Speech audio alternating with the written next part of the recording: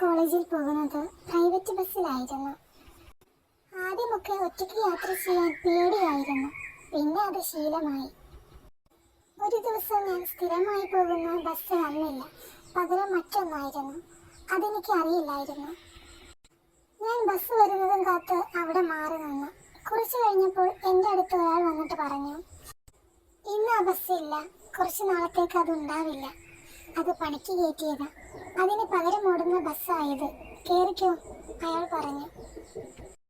ഞാനൊന്നും മിണ്ടാതെ ബസ്സിൽ കയറി. ഒട്ടും പരിചയമില്ലാത്ത ആളുകളായതുകൊണ്ട് ഞാൻ അങ്ങോട്ട് മാറി നിന്നു.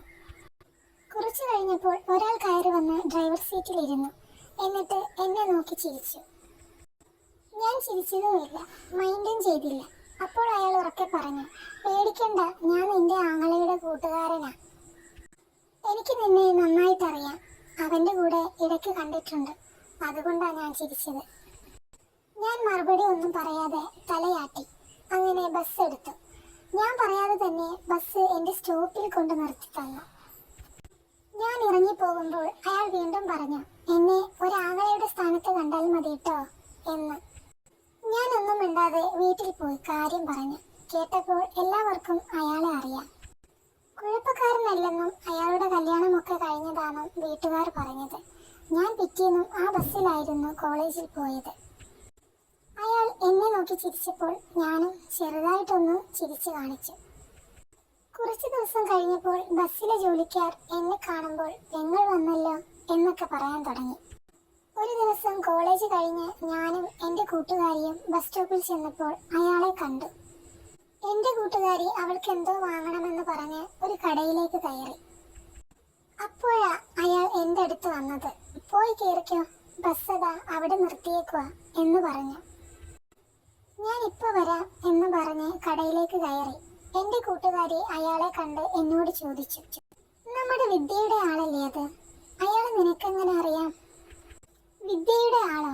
അതോ, ഒന്ന് പോടി, നിനക്ക് ആള് മാറിയതാകും എന്ന് ഞാൻ പറഞ്ഞു. പക്ഷേ അവൾ തറപ്പിച്ച് പറഞ്ഞു അയാളാണെന്ന്. ഞാൻ അവളോട് പറഞ്ഞു അയാളുടെ കല്യാണം കഴിഞ്ഞതാണെന്നാ എൻ്റെ വീട്ടുകാർ പറഞ്ഞത്.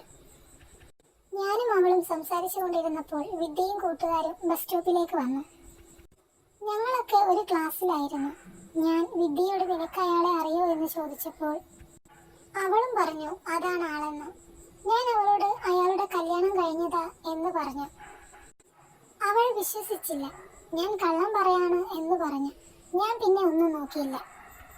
അവളെ കുറച്ചങ്ങോട്ട് മാറ്റി നിർത്തി അയാൾ വിളിച്ചു. ബസ് എടുക്കാനായോ എന്ന് ചോദിച്ചു. ഇപ്പോൾ എടുക്കുമെന്നും അയാൾ പറഞ്ഞു. ഞാൻ ഭാര്യക്കും മക്കൾക്കും സുഖല്ലേ എന്നും കൂടി ചോദിച്ചു. ആ സുഖാണ് എന്ന് അയാളും പറഞ്ഞു. ഭാഗ്യത്തിന് ഇത് വിദ്യ കേട്ടു. അവൾ അയാളുടെ മുന്നിലേക്ക് വന്നു. എപ്പോഴാ നിങ്ങൾ കല്യാണം കഴിച്ചത് എന്ന് ചോദിച്ചു.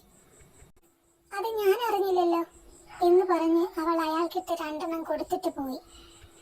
പോകുമ്പോൾ അവൾ കരയുന്നുണ്ടായിരുന്നു. അയാളാണെങ്കിൽ എന്നെ ദേഷ്യത്തോടെ നോക്കി. പിന്നെ ഒന്നും മിണ്ടാതെ പോയി. ഞാനും ഒന്നും മിണ്ടിയില്ല. പിറ്റേന്ന് ഞാൻ ബസ്സിൽ കയറാൻ പോയപ്പോൾ അയാൾ ബസ് നിർത്താതെ പോയി. ഞാൻ താമസിച്ചായിരുന്നു കോളേജിലെത്തിയത്. തിരിച്ചു വരാൻ നേരം ബസ് ഉണ്ടായിരുന്നു. പക്ഷേ ഡ്രൈവർ സീറ്റിൽ അയാളില്ലായിരുന്നു. പകരം വേറെ ഒരാളായിരുന്നു. അതിനുശേഷം ഞാൻ അയാളെ കണ്ടിട്ടില്ല. ഇനി മറ്റേതെങ്കിലും ബസ്സിൽ മാറിക്കയറിയതാണോ എന്നും അറിയില്ല. ഒരിക്കലും ഒരാളെക്കുറിച്ച് കൂടുതലൊന്നും അറിയാതെ എടുത്തു ചാടി ഒരു തീരുമാനവും എടുക്കരുത്. അങ്ങനെ ചെയ്താൽ പിന്നീട് നമ്മൾ ദുഃഖിക്കേണ്ടി വരും.